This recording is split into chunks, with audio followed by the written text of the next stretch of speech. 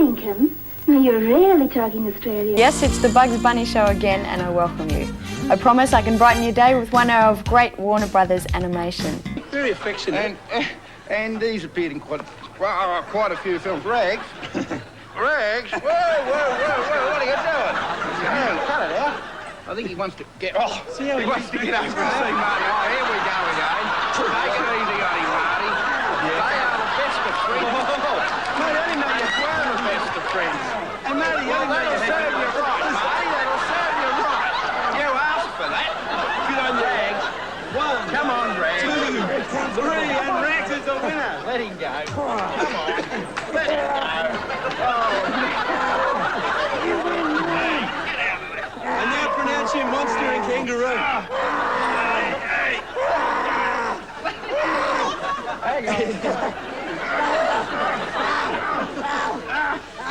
This could be the end of a good career for a monster here.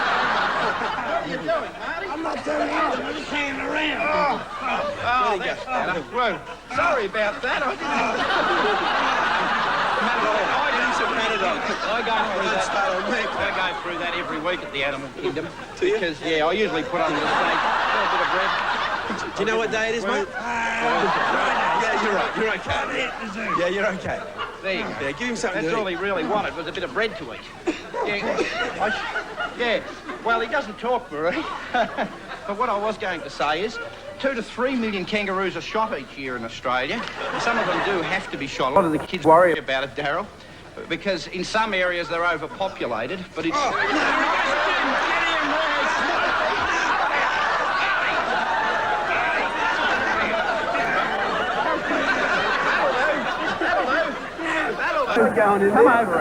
Come over here. Marty. Oh, look, I think I'll just leave them together. This is ridiculous. Hello. Marty, go over and sit down with Dixie. You're only a troublemaker. Come on. Well, that's Lucky this isn't a tag team event. See, now he's got angry with me as well. All this might look aggressive, but it's fairly normal behaviour. He hasn't been trained to do this. For a long time, we weren't allowed to keep these at animal parks. Mine fell down, mine shaft. But recently, settle down, Marty. See what you're doing? He's trying to get you through me. But take it easy. He's way over Actually, the back. I saw one on the side of the road the other night on the way home. Yeah, if you do see a kangaroo, you should all... A dead one. Whoa. Take it easy a bit. Hey, whoa. Now, Marty's upset him, and I'm getting all the punishment. Whoa, cut it out. Yeah. You got a bit of bread there, Marty? Oh, yeah, go and get yourself. Yeah, go and get us a slice of bread and Rags and settle down a bit. Because I'll have to take him back soon. I'll leave him there. Yeah, I've got to go back to the animal kingdom. All right. But I tell you Do you what... like a bit of egg with it? Yeah, no egg, just a bit of bread will do, Marty.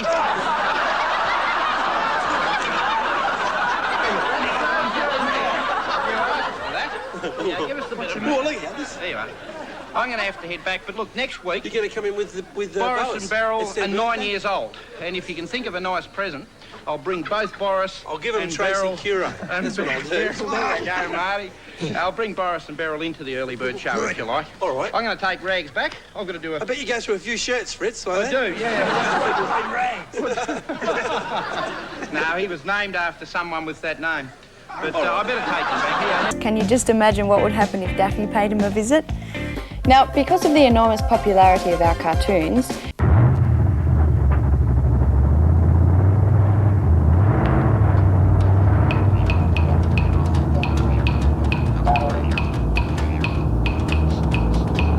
Hey, slow down, you fella. Another one of them Commonwealth Bicentennial Road project side. Bloody Bicentennial. Highway Corroboree, I reckon. Highway Corroboree. They celebrate the first fleet come out here. There's still a loaf of bread at one end. There's still a country at the other. Yeah, country, brother. What about the first Aborigine fleet? They arrived here on the 26th of January, 40,000 year BC. That's before Cook. Everybody remember the name of the first white fella set foot in this country? Who, brother? Philip Arthur. Oh. But what about the first black fella? Have a good look around. Who heard of him? He discovered the three sisters from the West. They make a movie about him? No, they make one about Jack Thompson, though. Best he ever did was Two Sisters. I remember when the white man first come here. It was a cold, cold morning. The coldest morning for 40,000 years. I was fishing outside the Opera House with my grandfather, Neville Bonner Sr. And my cousin, I never seen you. Suddenly, Ben along point. What you point at, Benny? 15 very old-fashioned boat coming down the harbor past Shark Island. Full up with white bludgers. Bloody bludgers, come, go on. And a greenie on a windsurfer, that's what. They pull up right next to us. Your block's bound for Botany Bay. That's the next one south. Captain Cook at your service. What'd he say? I say, could you lend me the country till Tuesday? Captain Cook is no cook. He's a crook. A real crook cook. And Banks, who needs them? You tell me, what sort of bloke come into someone else's backyard and say all this belong to me? How you feel? Some stranger you don't even know come in your lounge room, strangle the chooks, rape the television, kick over the Barbie, stick up a flag next to the clothesline, and say all this belong to England. Then goes out the garage, grab your Torana, drive down to Sydney Cove, and say all that belong him too. Bludgers, take away. The Chinese didn't invent it. The white bludger come up with that. Highway corroboree, I reckon. Highway corroboree. But that 200 years ago. Things real different now. We got progress, democracy, civilization. White women.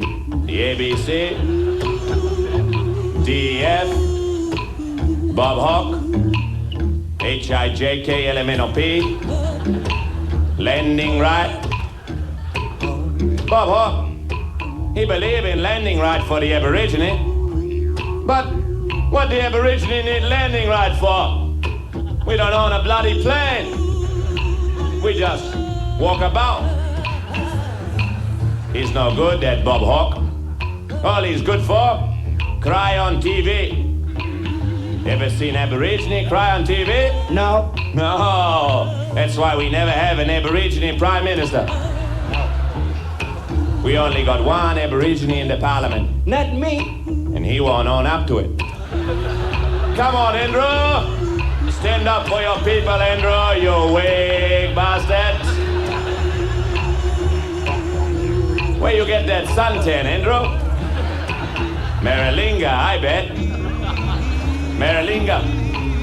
That the Aborigine word for dead gum tree down by the old creek bed where Auntie Eileen got vaporized. My family was there the day they tested the atom bomb. Still got the free sunglasses melted into their heads. Hey, just thought of a joke.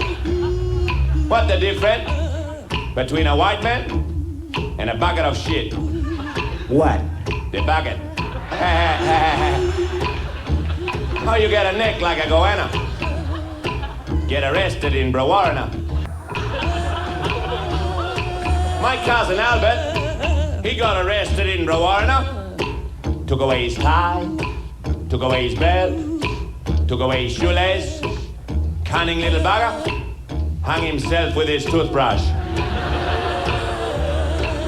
We gotta preserve the Aborigine culture. They They talk about the pyramid. They're crumbling. What about Ayers Rock? My great-great-great-great-grandfather. He built that rock. Enough chicken wire to put up an outback hospital. And you know what's inside it? A very, very, very, very old man. And he's not happy. And you know why? 'Cause he can't get to sleep. The dream time turned into a bloody nightmare. All these white lodgers waving their hand and singing about 200 years of sweat and tear. That Denise Clydesdale and that Jeff St. John ambulance.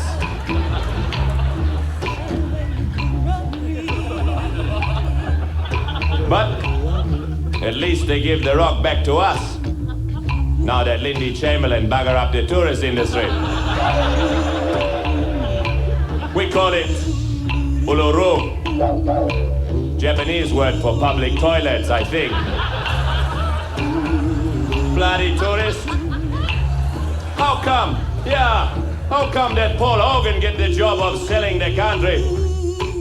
Why don't they use Aborigine comedian? Like me. No, that David Gullible. He's good looking, and he worked for nothing.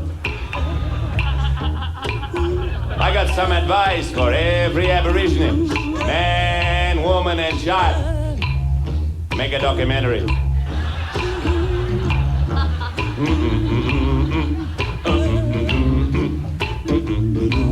1988, the year of living very dangerously.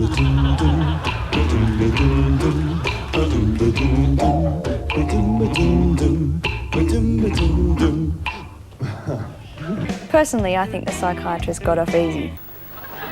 You know, one thing about being a Caltex service station operator, the nicest things happen to you. I was giving the usual Caltex service to my customers the other day when who should drive up but Sabrina. I recognized her at once, and she recognized me too, and asked me were the Marfac TV demonstrations I do real. I straight away invited her into the office so she could actually watch one being done. Actually, Sabby, I was just heating this fry pan prior to cooking a hot lunch. And if I just get a couple of samples of grease, then you can do a test for us yourself and prove beyond any doubt that Marfac, under extreme heat conditions, will stand up to it much better than any other grease.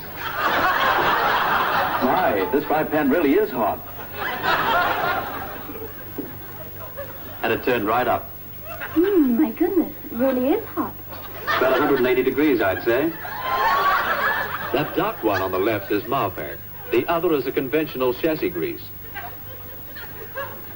Gee, look, the other one's beginning to go already. The Marfac hasn't even budged. Can you believe your own eyes? Can't deny it. That conventional grease looks real burned up. There, you see, the conventional grease has just about had it. And the Marfac is still in perfect condition. That's what you call a fair dinkum Caltex product, Sabby. Fair dinkum? Now, you're really talking Australian. What do you mean when you say that Caltex products are fair dinkum? Well, I don't think I have to explain fair dinkum to many of our viewers, but for your benefit, Sabby, fair dinkum products mean honest-to-goodness, super quality, stick-on-the-job Caltex products. It's the sort of products you want to use in your car. And it's Caltex for me.